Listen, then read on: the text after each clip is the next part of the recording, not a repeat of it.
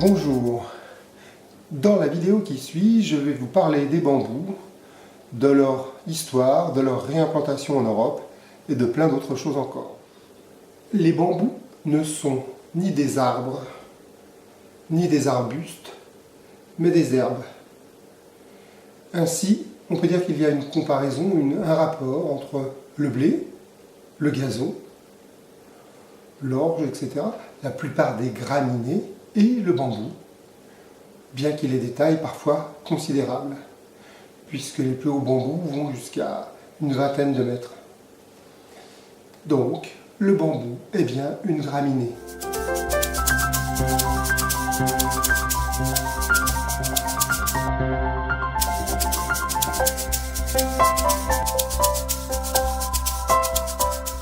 La partie haute du bambou s'appelle le chaume.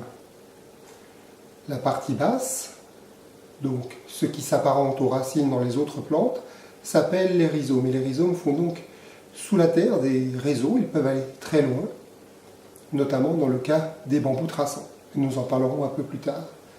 Donc, la partie haute, la tige, le bambou tel qu'on le connaît, tel qu'on le voit habituellement, s'appelle le chaume.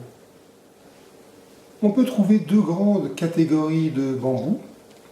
Nous avons d'une part les bambous traçants, c'est-à-dire des bambous qui vont se propager, et parfois même dans des proportions très très importantes, qui peuvent être même gênantes pour les voisins.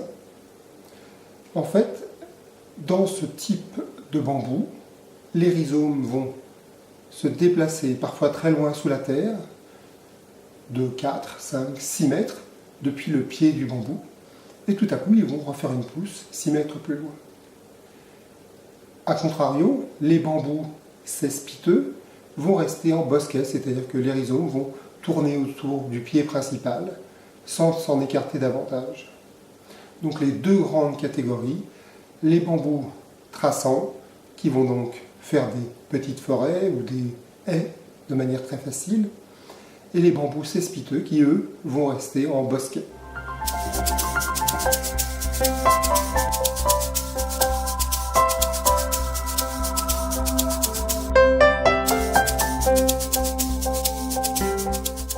La plantation des bambous est idéale entre le mois d'août et le mois de novembre.